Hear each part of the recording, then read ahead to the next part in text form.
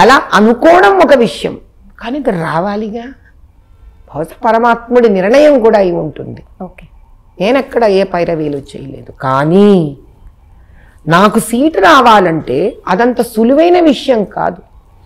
కాన్స్టిట్యువెన్సీలోని ప్రముఖులు, అటు సంఘ్ ప్రముఖులు, అటు బీజేపీ ప్రముఖులు, ఇటు రాష్ట్ర ప్రముఖులు, అక్కడ కూర్చున్న సెంటర్లో ఉన్న ప్రముఖులు అందరూ కలిస్తేనే ఈ నిర్ణయం తీసుకోగలుగుతారు.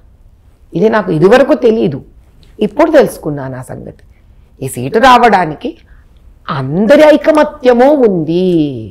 ఓకే, ఈ ఐకమత్యంలో ఒకటో రెండో అటో ఇటో సంభవమే, పర్లేదు, ఇబ్బంది ఏం లేదు.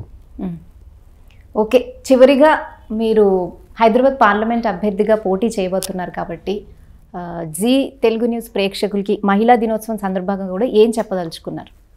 అమ్మ తల్లులారా, శక్తులారా, లేవండి, ఓట్లు వెయ్యండి తల్లి.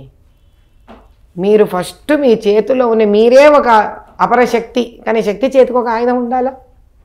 అదేనమ్మా ఓట్ అనే ఆయుధం.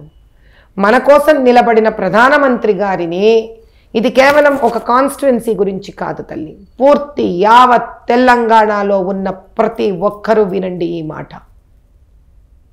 మనం వేసే ప్రతి ఓటు మోదీ గారికి చెందుతుంది. మనం వేసే ప్రతి ఓటు ఆయనను గెలిపిస్తుంది. మనం వేసే ప్రతి ఓటు మనని గెలిపిస్తుంది, ధర్మాన్ని గెలిపిస్తుంది. అలాంటి వాళ్ళు నూరేళ్ల ఆయుష్తో వర్ధిల్లాలని కోరుకోవలసిన భారతీయులం మనమందరం. ప్రతి స్త్రీ తన కుటుంబాన్ని జాగృతం చేసి, అంటే నిదురలేపి, ఓటు ఒక్క బలాన్ని తెలిపి ఈసారి 100% ఓటింగ్ జరిగేటట్టు అందరం పోలింగ్ బూతులకు వెళదాం.